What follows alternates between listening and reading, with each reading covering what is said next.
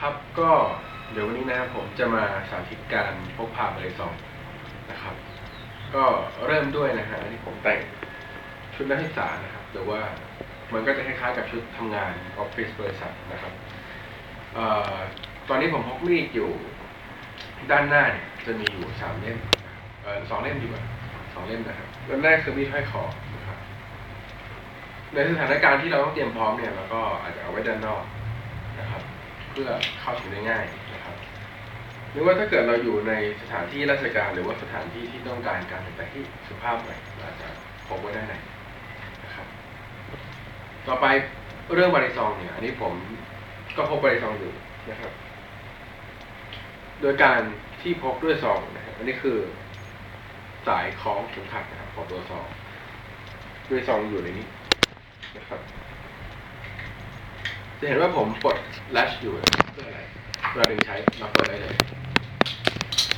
มันจะเร็วกว่า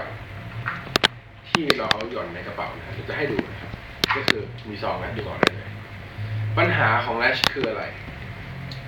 จะเห็นว่านิ้วก้อยผมเนี่ยติด Latch อยู่ทำให้ตอนกำได้ไม่เต็มที่อันนี้คือปัญหาหนึ่งของ Latch นะครับเวลาพกซองเพราะฉะนั้น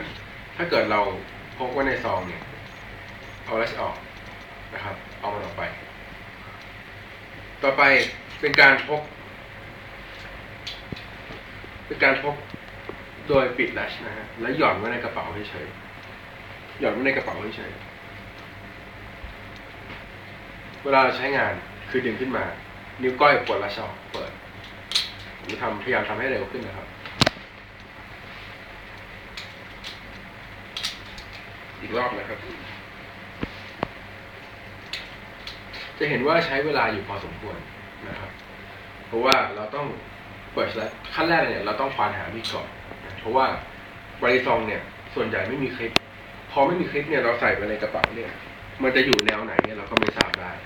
เกิดมันนอนอยู่เราก็ต้องล้วงไปเปิดมันขึ้นมาเกิดมันนอนอยู่ก็ต้องล้วงขึ้นมาดูก็กดแล้วเปิด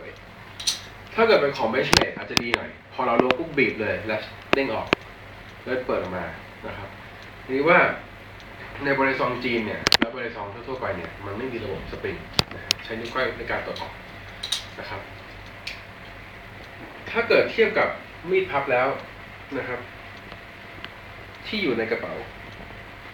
นะครับเป็นมีดพับที่มีคลิปหนีบธรรมดาทั่วไปเวลาเราดึงออกเลย